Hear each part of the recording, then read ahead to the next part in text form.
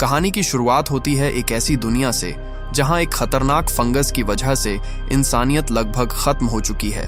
इस घटना को 12 साल बीत चुके हैं।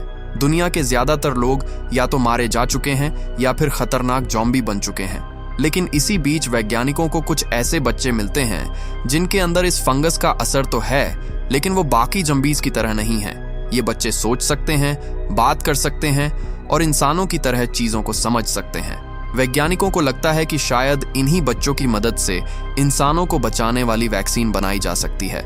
इसलिए इन बच्चों को एक मिलिट्री बेस में बंद करके रखा जाता है और उन पर तरह तरह के एक्सपेरिमेंट किए जाते हैं। इन बच्चों में एक लड़की है जिसका नाम है मेलानी और बाकी बच्चे एक लैब में पिंजरों की तरह बने छोटे छोटे कमरों में रहते हैं। उन्हें सिर्फ पढ़ाई के लिए बाहर निकाला जाता है। जब वो क्लास में पहुंचते हैं तो सभी बच्चे व्हील चेयर पर बंधे होते हैं और उनके आसपास बंदूक लिए सैनिक खड़े रहते हैं। उनकी टीचर मिस हेलेन है। बाकी सैनिक इन बच्चों को सिर्फ खतरनाक प्राणी समझते हैं, लेकिन हेलेन उनके साथ इंसानों जैसा व्यवहार करती हैं। इसी वजह से सभी बच्चे उनसे बहुत प्यार करते हैं। क्लास के दौरान मेलानी अचानक अपनी टीचर से कहती है कि वो उन्हें कोई कहानी पढ़कर सुनाए। हेलेन भी प्यार से उसकी बात मान लेती है। क्लास खत्म होने के बाद बच्चों को वापस उनके कमरों में ले जाया जाता है। रास्ते भर सैनिक अपनी बंदूकें उन पर ताने रखते हैं और तभी उन्हें अंदर बंद करते हैं। दिन में 3 बार इन बच्चों को इंसानी खाना नहीं बल्कि कीड़े और मैगट्स दिए जाते हैं और दिन में कम से कम 1 बार डॉक्टर कैल्डवेल मेलानी से मिलने आती हैं। एक दिन कैल्डवेल मेलानी को एक अजीब पहेली देती हैं। वो उससे कहती हैं कि एक बंद डिब्बे के अंदर एक बिल्ली है। बिल्ली जिंदा भी हो सकती है और मर भी चुकी हो सकती है, लेकिन डिब्बा खोले बिना कैसे पता चलेगा कि बिल्ली जिंदा है या नहीं। मेलानी इस सवाल को सुनकर सोच में पड़ जाती है और कहती है कि वो इसका जवाब जल्द देगी। इसके बाद कैल्डवेल उससे 1 से 20 के बीच कोई भी नंबर चुनने को कहती है। मेलानी 13 नंबर चुनती है। अगले दिन जब मेलानी क्लास में पहुंचती है तो उसे पता चलता है कि केनी, जो सेल नंबर 13 में रहता था, आज क्लास में नहीं आया। मेलानी को शक होने लगता है कि कहीं उसके नंबर चुनने की वजह से केनी के साथ कुछ बुरा तो नहीं हुआ। बाकी बच्चे भी अपने साथी के गायब होने से परेशान हो जाते हैं। माहौल ठीक करने के लिए हेलेन बच्चों से कहती हैं कि वो अपनी अपनी कहानी लिखें। इस बार बच्चों को उनकी जंजीरों से थोड़ी देर के लिए आजाद कर दिया जाता है ताकि वो आराम से लिख सकें। सबके लिखने के बाद मेलानी अपनी कहानी सुनाने के लिए आगे आती है। वो एक खूबसूरत औरत की कहानी सुनाती है जो जंगल में घूम रही थी। तभी उस पर एक बहुत बड़ा राक्षस हमला कर देता है। राक्षस उसे खाना चाहता था और औरत उससे बचने की पूरी कोशिश करती है, लेकिन राक्षस बहुत ताकतवर था। जब वो राक्षस उस औरत को खाने ही वाला होता है तभी एक छोटी लड़की वहां पहुंचती है और उसे बचा लेती है। इसके बाद वो औरत और लड़की एक दूसरे के इतने करीब आ जाते हैं कि दोनों माँ बेटी की तरह रहने लगते हैं और खुशी खुशी अपनी जिंदगी बिताते हैं। मेलानी की कहानी सुनकर हेलेन भावुक हो जाती है और उनकी आंखों में आंसू आ जाते हैं। मेलानी को लगता है कि शायद उसकी कहानी से टीचर दुखी हो गई है, इसलिए वो उनसे माफी मांगती है। लेकिन हेलेन उसके पास आती है और प्यार से उसके सिर पर हाथ फेरती है।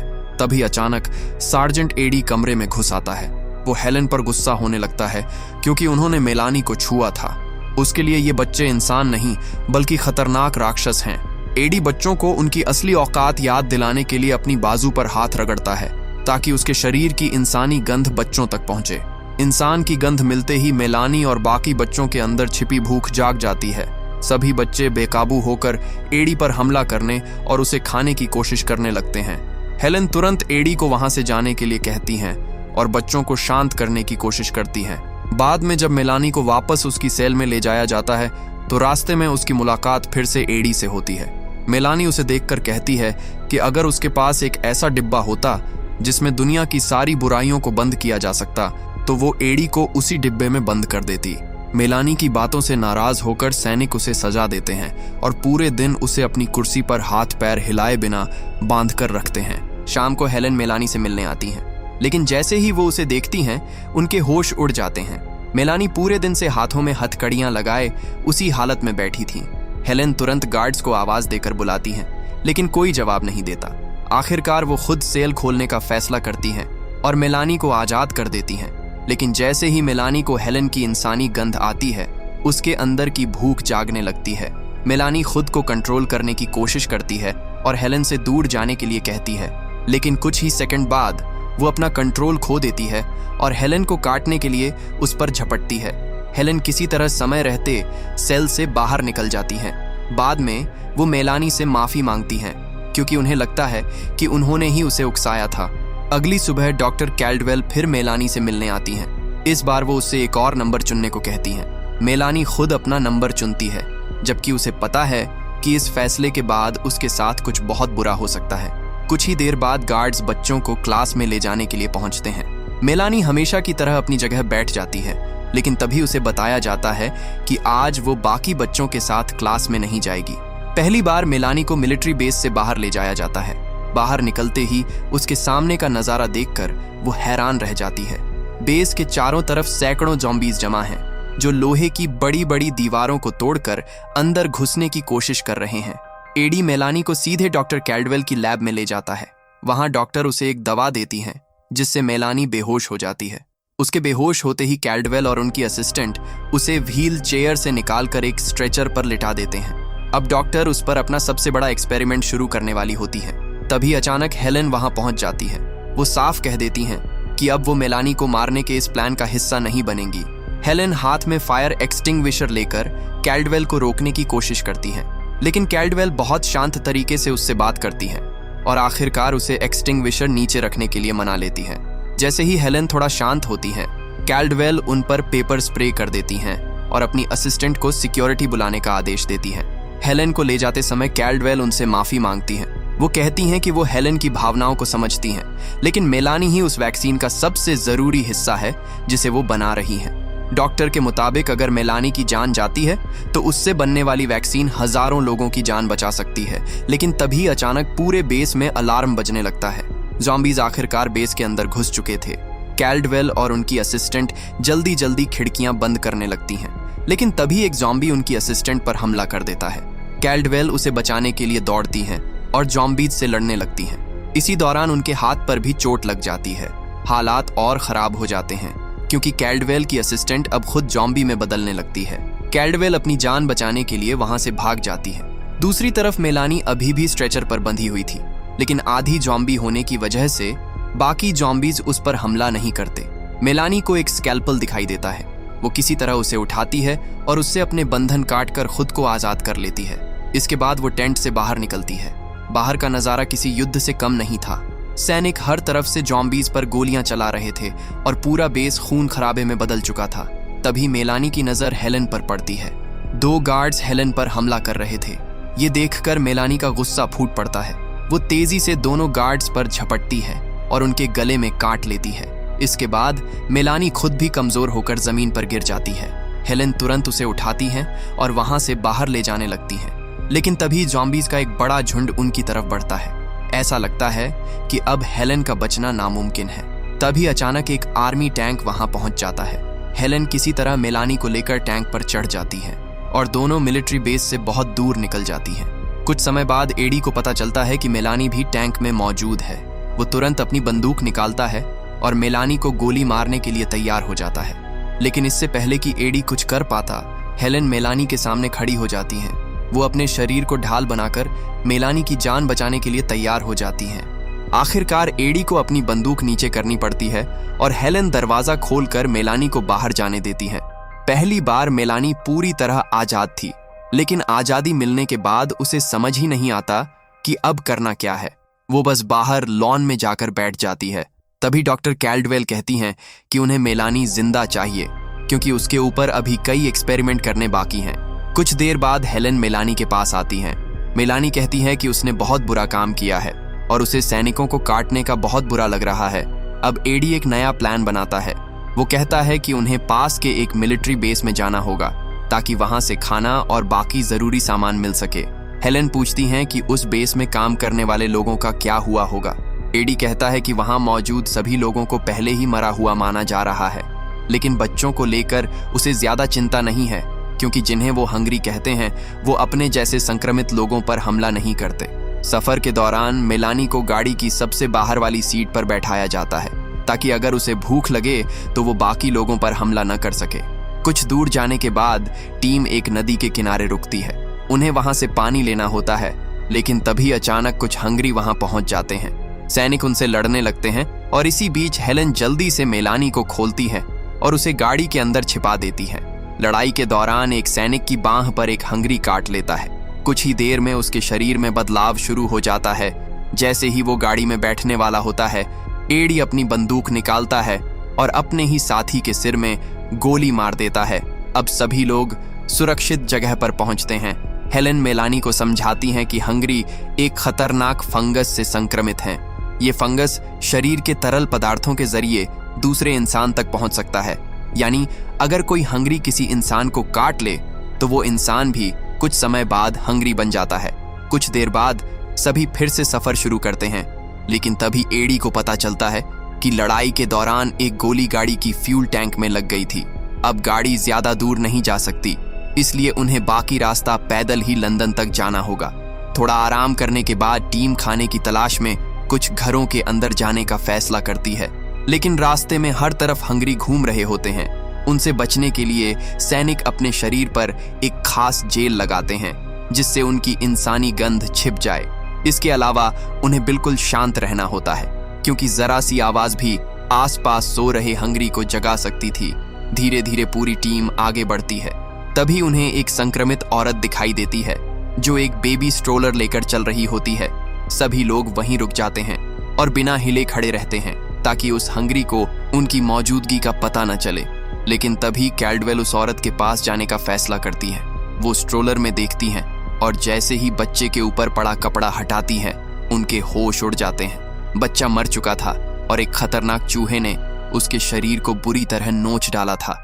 ये देखकर कैल्डवेल के मुंह से अचानक आवाज निकल जाती है। उस आवाज से आसपास के कुछ हंगरी जाग जाते हैं। एडी और किरण तुरंत अपनी बंदूकें निकालते हैं और जागे हुए हंगरी के सिर में गोली मार देते हैं। लेकिन अब खतरा बढ़ चुका था। अगर सारे हंगरी एक साथ जाग जाते तो उनके लिए बचना मुश्किल हो जाता, इसलिए टीम जल्दी से वहां से निकल जाती है। कुछ दूर चलने के बाद उन्हें एक सुनसान वेयर हाउस दिखाई देता है। सभी लोग उसके अंदर छिप जाते हैं और उसे रात बिताने के लिए सुरक्षित जगह बनाने का फैसला करते हैं। लेकिन आराम करने से पहले उन्हें पूरा वेयर हाउस चेक करना जरूरी था कि अंदर कोई हंगरी तो नहीं छिपा। हेलेन और सैनिक पूरे इलाके की तलाशी लेने लगते हैं, जबकि कैल्डवेल मेलानी के पास रहती हैं। मेलानी को बाहर जाने की इजाजत नहीं थी, इसलिए वो इसी मौके पर कैल्डवेल से अपने अतीत के बारे में सवाल करती है। वो पूछती है कि आखिर वो खुद कहां से आई थी।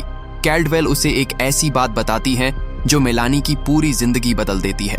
कैल्डवेल बताती हैं कि एडी और दूसरे सैनिक अपने रेस्क्यू मिशन के दौरान कई शहरों में जाया करते थे। ऐसे ही एक मिशन में उन्हें एक अस्पताल मिला था। वहां कुछ संक्रमित नवजात बच्चे मिले थे, लेकिन ये बच्चे बाकी हंगरी से अलग थे। वो सोच सकते थे, अपने आसपास की चीजों को समझ सकते थे और इंसानों की तरह व्यवहार करते थे। सबसे डरावनी बात ये थी कि वो बच्चे अपनी संक्रमित माओं के पास ही मिले थे, लेकिन उनकी माओं के पेट फटे हुए थे और उनके अंदर के अंग गायब थे। कैल्डवेल के मुताबिक उन औरतों को एक ही समय पर फंगस ने संक्रमित किया था। उस समय उनके पेट में बच्चे थे। फंगस मां से बच्चे तक प्लेसेंटा के जरिए पहुंच गया। जब बच्चे पूरी तरह विकसित हो गए तो उन्होंने अपनी ही मां के पेट को अंदर से फाड़कर बाहर निकलने के लिए उसे खा लिया। ये सुनकर मेलानी को समझ आता है कि कैल्डवेल आखिर उसे क्यों बचाकर रखना चाहती हैं। वो मेलानी के शरीर को समझकर ऐसी वैक्सीन बनाना चाहती हैं जिससे इंसानों को इस फंगस से बचाया जा सके। इधर हेलेन वेयरहाउस की तलाशी लेते हुए एक ऐसे हंगरी को देखती हैं जो जंजीरों से बंधा हुआ था। हेलेन बिना कोई मौका दिए उसे खत्म कर देती है। पूरी जगह चेक करने के बाद सभी को यकीन हो जाता है कि वेयरहाउस सुरक्षित है। रात में सब लोग आराम करने लगते हैं।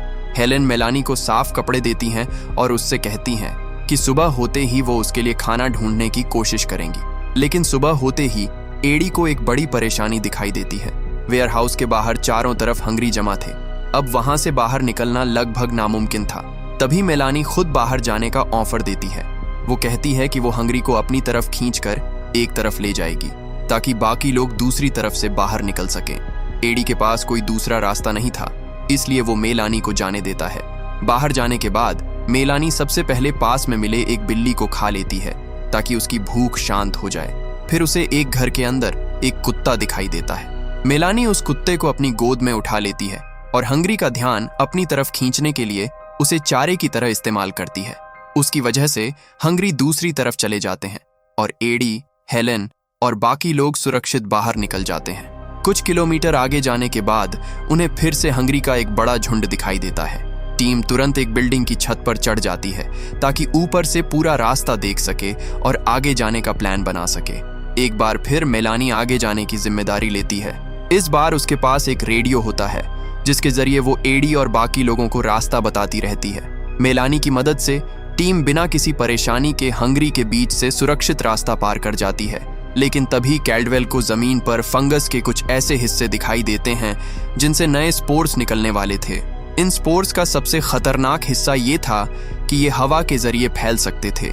मतलब अब संक्रमण सिर्फ काटने से नहीं बल्कि हवा के जरिए भी फैल सकता था। खतरा समझते ही पूरी टीम और तेजी से आगे बढ़ने लगती है। लेकिन थोड़ी दूर जाने के बाद उनके सामने एक ऐसा नज़ारा आता है जिसे देखकर सभी रुक जाते हैं। उनके सामने एक पूरी ऊंची बिल्डिंग फंगस से ढकी हुई थी। उस पर हजारों स्पोरेंजिया उग चुके थे और वो पूरी संरचना दूर से एक बहुत बड़े पेड़ जैसी दिखाई दे रही थी। और अब टीम के सामने सबसे बड़ा सवाल था, अगर ये फंगस हवा में फैल गया तो क्या इंसानों की बची खुची दुनिया भी खत्म हो जाएगी? कैल्डवेल उस विशाल फंगस को देखकर बताती हैं कि यहाँ कोई हंगरी इसलिए नहीं है क्योंकि इस फंगस ने उनके दिमाग को पहले ही पूरी तरह खत्म कर दिया है। अब ये फंगस अपने अगले स्टेज में पहुंच चुका है, यानी अब ये तेजी से फैलने के लिए नए स्पोर्स बनाने वाला है। कैल्डवेल जब उस पूरी बिल्डिंग को ध्यान से देखती हैं तो उन्हें वहां सैकड़ों स्पोरेंजिया दिखाई देते हैं। वो कहती हैं कि अगर ये सारे स्पोरेंजिया एक साथ खुल गए तो दुनिया के लिए बहुत बड़ा खतरा पैदा हो जाएगा। थोड़ा आगे जाने पर एडी को एक मोबाइल लैब दिखाई देती है। कैल्डवेल उसे बताती हैं कि इसका दरवाजा कैसे खोला जाता है। ये लैब पूरी तरह सुरक्षित बनाई गई थी और इसके चारों तरफ मजबूत सुरक्षा लगी थी। सबसे खास बात यह थी कि ये सूरज की रोशनी से चलती थी, इसलिए इसे लगातार चलाने के लिए बाहर से बिजली की जरूरत नहीं थी। सभी लोग अंदर पहुंच जाते हैं।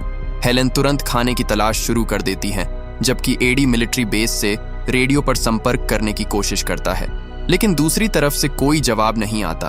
अब एडी को लैब का मोटर ठीक करना पड़ता है ताकि जरूरत पड़ने पर पूरी लैब को एक जगह से दूसरी जगह ले जाया जा सके। इसी दौरान किरण बाहर जाकर खाने और बाकी जरूरी सामान की तलाश करने की बात करता है। मेलानी भी कहती है कि उसे भूख लग रही है और उसे बाहर जाकर शिकार करना होगा। वो बाहर जाती है और एक कबूतर पकड़कर खा लेती है। इसके बाद उसे नींद आ जाती है। जब वो दोबारा उठती है तो उसकी नजर पास की एक बिल्डिंग पर पड़ती है। मेलानी अकेले उस बिल्डिंग के अंदर जाने का फैसला करती है। अंदर पहुंचते ही उसे कुछ ऐसे बच्चे दिखाई देते हैं जिन्हें देखकर वो हैरान रह जाती है। ये बच्चे भी मेलानी की तरह हाइब्रिड थे, लेकिन इन बच्चों को इंसानों ने कभी पालकर बड़ा नहीं किया था। उन्होंने जन्म से ही अकेले और जंगल जैसी जिंदगी जी थी। इसी वजह से उन्हें इंसानों के साथ बात करना या सामान्य तरीके से रहना तक नहीं आता था।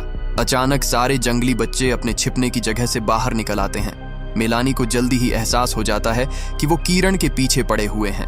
वो तुरंत मोबाइल लैब में वापस भागती है और एडी को बताती है कि किरण खतरे में है। एडी तुरंत किरण से संपर्क करने की कोशिश करता है, लेकिन किरण जवाब नहीं देता। दरअसल किरण एक दुकान के अंदर खाना ढूंढने गया था और वहां घुसने के लिए उसने अपना रेडियो और बाकी सामान बाहर ही उतार दिया था। एडी उसे ढूंढने के लिए निकलने ही वाला होता है कि तभी मिलिट्री बैरक से रेडियो पर संपर्क हो जाता है। एडी अपनी लोकेशन बताता है, लेकिन उसे वहां से एक और बुरी खबर मिलती है। लगभग सभी मिलिट्री बेस पर हंगरी हमला कर चुके थे। मतलब अब उन्हें बचाने के लिए कोई मदद आने वाली नहीं थी, इसलिए एडी और बाकी लोग खुद ही किरण को ढूंढने निकल पड़ते हैं। मेलानी अपनी तेज सूंघने की ताकत का इस्तेमाल करके किरण की गंध को पकड़ लेती है और उसका पीछा करने लगती है। उधर किरण एक जगह बैठकर खाना खा रहा होता है। तभी एक छोटी लड़की उसके सामने आती है। वो एक चूहे का इस्तेमाल करके किरण को अपनी तरफ बुलाती है, क्योंकि उसे लगता है कि हर इंसान जानवरों को खाकर ही जिंदा रहता है। किरण उस बच्ची की मदद करने के लिए उसके पास जाता है, लेकिन यही उसकी सबसे बड़ी गलती साबित होती है। वो एक जाल में फंस जाता है। अचानक बाकी जंगली बच्चे उस पर टूट पड़ते हैं और कुछ ही देर में उसे जिंदा खा जाते हैं। जब मेलानी और बाकी लोग वहां पहुंचते हैं तो किरण का सिर्फ शरीर का बचा हुआ हिस्सा जमीन पर पड़ा होता है। मेलानी तुरंत समझ जाती है कि उनके साथ भी जाल बिछाया गया है। वो एडी और हेलेन को बचाने के लिए उन बच्चों से बात करने की कोशिश करती है। मेलानी एडी से कहती है कि वो किसी भी बच्चे को गोली न मारे, क्योंकि ये बच्चे भी उन्हीं की तरह हैं। वो भी बस जिंदा रहने की कोशिश कर रहे हैं। इसके बाद मेलानी अकेले उन बच्चों के सामने जाती है और उनके लीडर को मुकाबले के लिए चुनौती देती है। दोनों के बीच लड़ाई शुरू हो जाती है। मेलानी चालाकी से अपनी हथकड़ी का इस्तेमाल करके उस लड़के के हाथ बांध देती है, फिर वो बेसबॉल बैट से उसके सिर पर कई बार वार करती है और आखिरकार उसे हरा देती है। अब बाकी बच्चों को यकीन हो जाता है कि मेलानी उनसे ज्यादा ताकतवर है। मेलानी अपने दोस्तों से कहती है कि वो उसकी तरफ बिल्कुल न देखें और ऐसे दिखाएं जैसे वो उससे डरते हों। उसका प्लान ये था कि जंगली बच्चे समझें कि हेलन और एडी मेलानी का शिकार हैं और अगर वो उसके खाने को छीनने की कोशिश करेंगे तो मेलानी उन पर हमला कर देगी। इस चाल से वो अपने दोस्तों को सुरक्षित निकालने में कामयाब हो जाती है। तीनों वापस मोबाइल लैब में पहुंचते हैं, लेकिन वहां पहुंचकर उन्हें कैल्डवेल एक ऑक्सीजन मास्क पहने हुए दिखाई देती है। हेलन को समझ नहीं आता कि आखिर हुआ क्या है, लेकिन मेलानी तुरंत समझ जाती है कि कैल्डवेल ने उन्हें सुलाने के लिए स्लीपिंग गैस का इस्तेमाल किया था। इसके बाद कैल्डवेल एक और बड़ा सच बताती हैं। मिलिट्री बेस में जब उनका हाथ कट गया था तब उनके घाव में भी फंगस पहुंच गया था। अब संक्रमण उनके पूरे शरीर में फैल चुका था और कैल्डवेल जानती थीं कि उनके पास ज्यादा समय नहीं बचा है, इसलिए मरने से पहले वो अपनी रिसर्च पूरी करना चाहती थीं। लेकिन इसके लिए उन्हें मेलानी की जरूरत थी। उन्हें पता था कि अगर उन्होंने हेलन को बताया तो हेलन कभी भी मेलानी को एक्सपेरिमेंट के लिए नहीं देंगी। लेकिन तभी कैल्डवेल पीछे मुड़ती हैं और देखती हैं कि मेलानी उनके सामने खड़ी है। स्लीपिंग गैस का उस पर कोई असर ही नहीं हुआ था, क्योंकि मेलानी के शरीर के अंदर मौजूद फंगस ऑक्सीजन को खुद इस्तेमाल कर सकता था। अब कैल्डवेल आखिरी कोशिश करती हैं। वो मेलानी को इमोशनल तरीके से समझाने लगती हैं। वो कहती हैं कि अगर मेलानी ने उसकी मदद नहीं की तो हेलन और बाकी सभी सामान्य इंसान भी जल्द ही हंग्री बन जाएंगे। लेकिन मेलानी को ये बात बिल्कुल सही नहीं लगती। उसके लिए ये गलत था कि कुछ बड़े लोगों को बचाने के लिए उसके जैसे बच्चों को मरना पड़े, इसलिए वो कैल्डवेल की बात मानने से साफ इनकार कर देती है। इसके बाद मेलानी एक बड़ा फैसला लेती है। वो माचिस का एक डिब्बा उठाती है और कैल्डवेल से कहती है कि लैब के अंदर ही रहना, क्योंकि वहां वो सुरक्षित रहेंगी। लेकिन कैल्डवेल उसकी बात नहीं मानती और उसके पीछे बाहर निकल आती हैं। मेलानी तेजी से उसी विशाल फंगस वाले टावर की तरफ बढ़ती है, लेकिन तभी कैल्डवेल को जंगली बच्चों का एक झुंड घेर लेता है। कुछ ही पलों में वो बच्चे कैल्डवेल पर हमला कर देते हैं और उन्हें जिंदा खा जाते हैं। दूसरी तरफ मेलानी टावर तक पहुंच जाती है। अब उसके हाथ में सिर्फ माचिस है। वो माचिस जलाती है और फंगस से सूखे पड़े उन पुराने शरीरों में आग लगा देती है जिनमें कभी ये खतरनाक फंगस रहता था। कैल्डवेल ने पहले बताया था कि इन स्पोरेंजिया को हाथ से नहीं खोला जा सकता, लेकिन नमी और गर्मी मिलने पर ये खुद खुल सकते हैं और अब आग की गर्मी की वजह से सैकड़ों स्पोरेंजिया फटने लगते हैं। हवा में छोटे छोटे फंगस के स्पोर्स फैलने लगते हैं। अब खतरा सिर्फ हंग्री नहीं रह गए थे। अगर कोई इंसान इन स्पोर्स को सांस के साथ अंदर लेता तो वो भी संक्रमित हो सकता था। मतलब अब पूरी दुनिया में संक्रमण फैलने का रास्ता खुल चुका था। मेलानी वापस मोबाइल लैब की तरफ लौटती है। रास्ते में उसकी मुलाकात एडी से होती है। एडी को पता चल जाता है कि मेलानी ने क्या कर दिया है। वो परेशान होकर कहता है कि वो हंग्री नहीं बनना चाहता। फिर वो मेलानी से खुद को गोली मारने के लिए कहता है, लेकिन मेलानी तुरंत ऐसा नहीं करती। वो इंतजार करती है जब तक एडी पूरी तरह हंग्री में बदल नहीं जाता, और जब एडी पूरी तरह बदल जाता है तो मेलानी उसकी इच्छा पूरी करते हुए उसके सिर में गोली मार देती है। कुछ देर बाद हेलन की आंख खुलती है। वो उठकर मेलानी को ढूंढने के लिए बाहर जाने लगती है, लेकिन तभी उनकी नजर हवा में उड़ते हुए उन खतरनाक स्पोर्स पर पड़ती है। मेलानी दरवाजे के पास खड़ी होती है और हेलन को बाहर जाने से रोक देती है। अब अगर हेलन बाहर जाती तो वो भी संक्रमित हो सकती थीं। दोनों एक दूसरे को देखते हैं और उन्हें एहसास होता है कि अब उनके पास एक दूसरे के अलावा कोई नहीं बचा। कुछ दिन बाद मेलानी उन बाकी बच्चों से मिलती है जो उसके साथ उसी मिलिट्री बेस में रहते थे। अब वो सभी बच्चे एक साथ रहने लगते हैं। हेलन फिर से अपनी क्लास शुरू करती हैं और सारे बच्चे उसके साथ पढ़ने लगते हैं। यहाँ तक कि वो जंगली बच्चे भी इस क्लास का हिस्सा बन जाते हैं। मेलानी को उम्मीद होती है कि एक दिन ये बच्चे इंसानों के साथ रहना और समाज में जीना सीख जाएंगे, और इसी के साथ कहानी खत्म हो जाती है। तो दोस्तों, आपको the girl with all the gifts की ये कहानी कैसी लगी? अगर वीडियो पसंद आया हो तो वीडियो को लाइक करें और नेक्स्ट स्टोरी लाइन को सब्सक्राइब करना बिल्कुल ना भूलें। मिलते हैं अगली कहानी में।